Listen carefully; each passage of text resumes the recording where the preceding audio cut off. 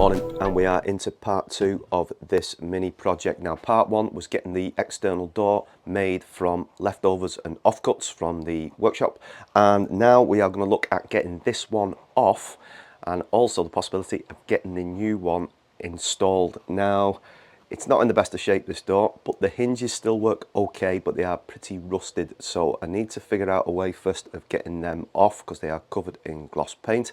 So I'm going to use a carbide scraper and a heat gun, try and get at them, and straight slotted screws as well. Brilliant. So let's try and get this off and then see what we can do with the hinges, and then look at using this as a template for routing the hinges on the new door and see if we can get the new door on. I think less talking, more action is going to work on this one, so let's see how we get on.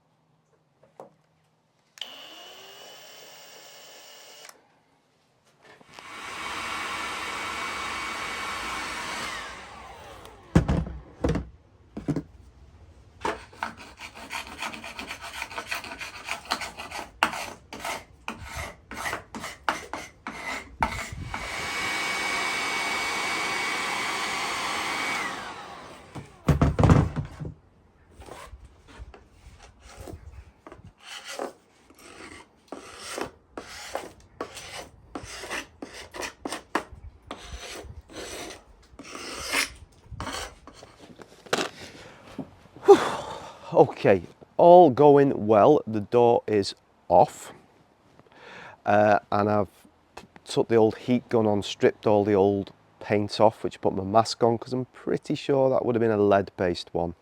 I want to remember with old paint.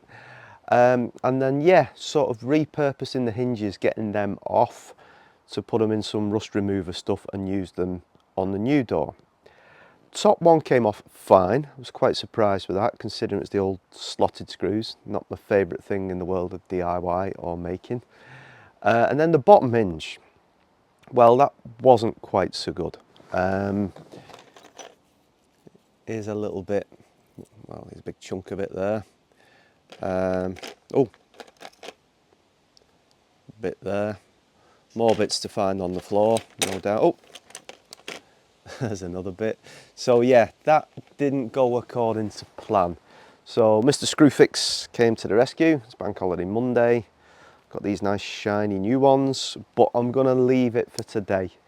Conscious of the fact of pacing myself, only easing my way back into workshop stuff, so I don't want to overdo things, make myself ill. So I'm gonna leave that for today.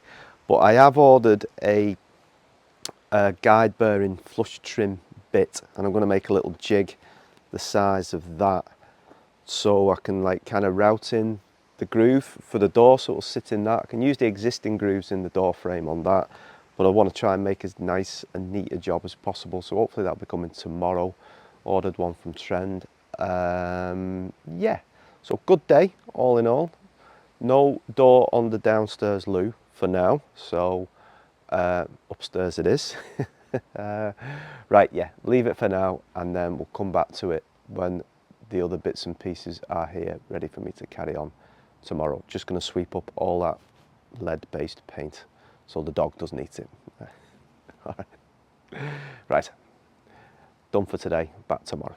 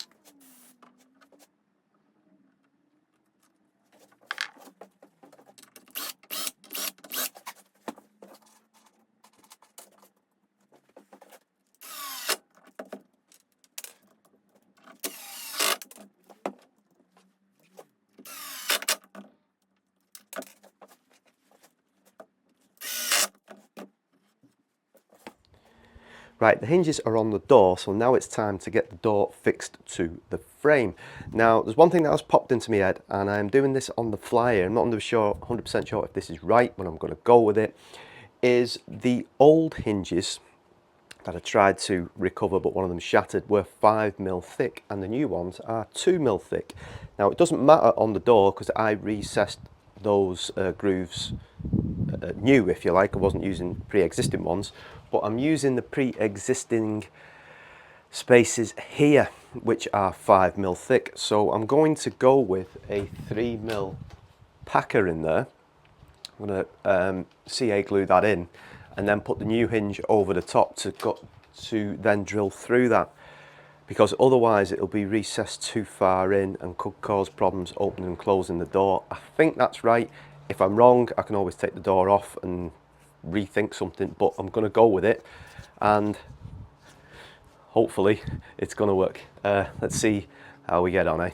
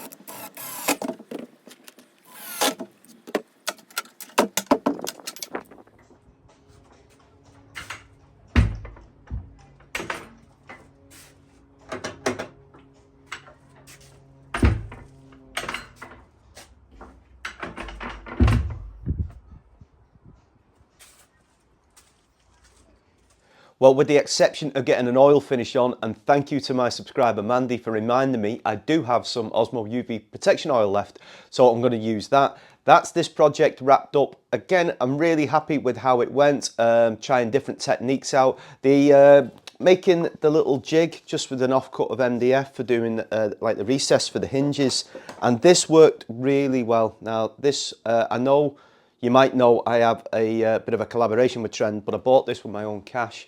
Is like a bearing guide flush trim bit, and it's 1/4 inch as well, so it's quite a small one, but it worked really well for what I was doing for those little hinge recesses. I'll leave a link in the description. It was about 18 quid on Amazon, so it wasn't cheap, but actually I think good blade on it. It's part of the professional range, so yeah, well worth it, and definitely be using that again. So I could say at this stage I simply got the hinges on, put the door lock sort of thing, latch on and stuff, and it all went swimmingly well, and I would be a categorical liar, because there were a few issues that crept up and a few problem solving things I had to get my head around. Firstly, the door wouldn't go in properly against the door frame.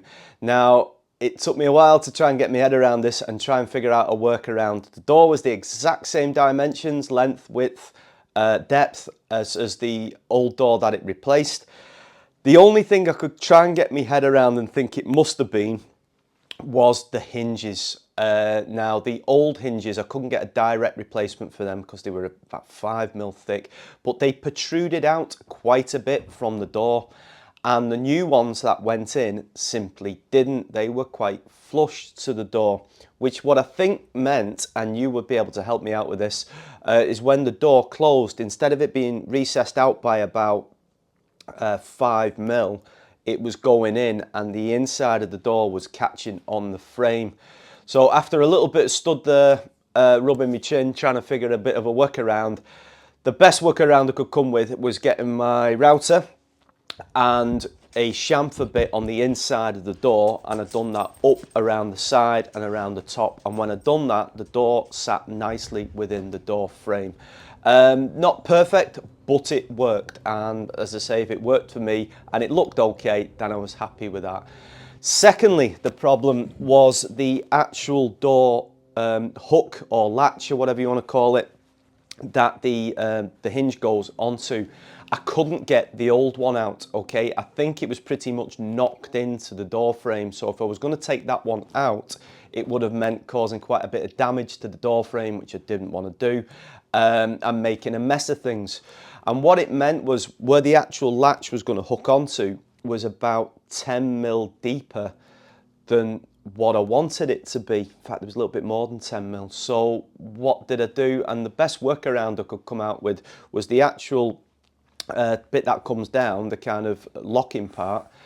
I put that on a bit of treated wood, or just an offcut, that recessed it a bit further out and away from the door. So when it fell into place and came down, it went onto the old latch, which I was going to end up using.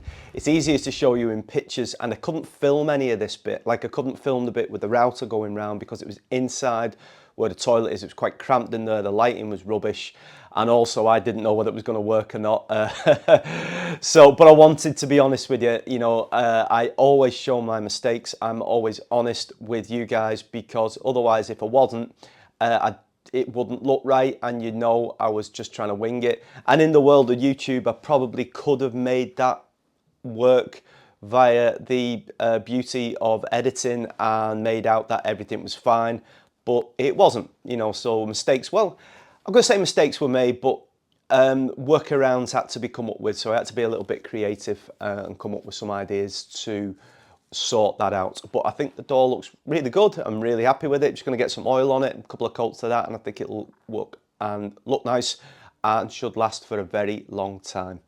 Anyway, that's it for this one. So it's been great to be back in here for the last few days, working on some different ideas and a new project and stuff. And I've got a few more ideas coming up for future content, so stick with me.